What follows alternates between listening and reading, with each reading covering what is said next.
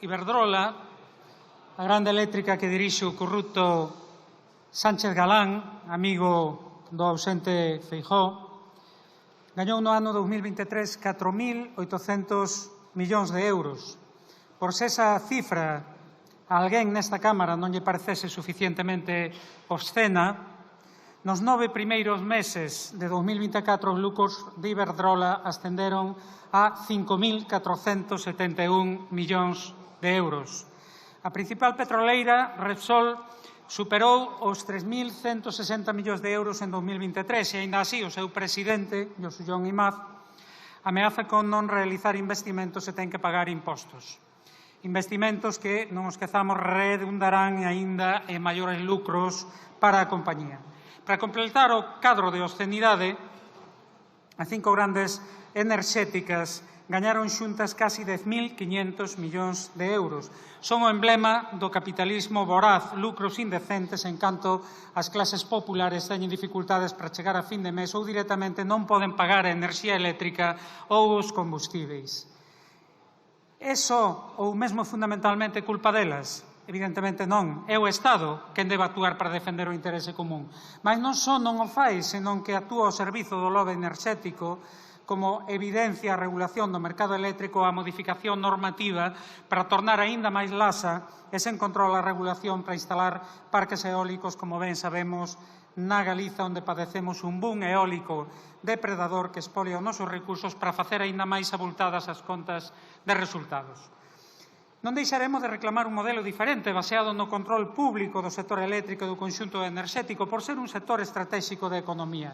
Mais o mínimo que podemos e debemos exixir é que paguen impostos en relación co volume de negocio e lucros obtidos. Exactamente igual que a banca e as grandes compañías multinacionais ou os grupos españois de grande magnitude. Cabe lembrar que as 5 principais entidades bancarias obtiveron en 2023 máis de 26.000 millóns de euros de lucros.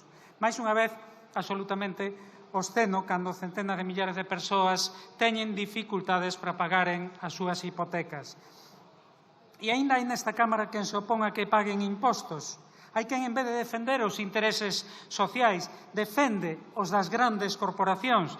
É absolutamente vergoñoso. Non hai xustificación que oculte o feito de actuaren como brazo executor das grandes corporacións. Nós decimos que paguen. Oye, moitas veces tende a se simplificar dicindo que é política de dereita baixar impostos e política de esquerda subilos, e non é verdade.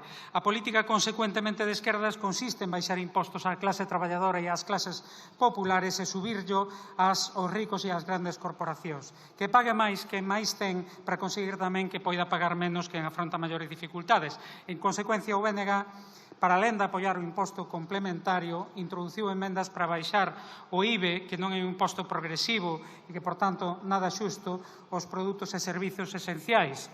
O Goberno vetounas todas. E, simultaneamente, aumentar a recadación facendo xustiza tributaria pola vía de que pague máis que en sí pode facelo. Por iso, finalizo, defendemos manter e incrementar o imposto á banca, manter o gravames enerxéticas, aumentar o imposto de patrimonio e mesmo converter xa, neste momento, en permanente o imposto ás grandes fortunas. O que esperamos é que o esperpento vivido na tramitación da lei, especialmente na Comisión de Facenda, na pasada segunda feira, dea paso a cabo á sensatez para poder sacar adiante un principio de fiscalidade máis xusta e redistributiva. Mais unha vez, as grandes corporacións que paguen.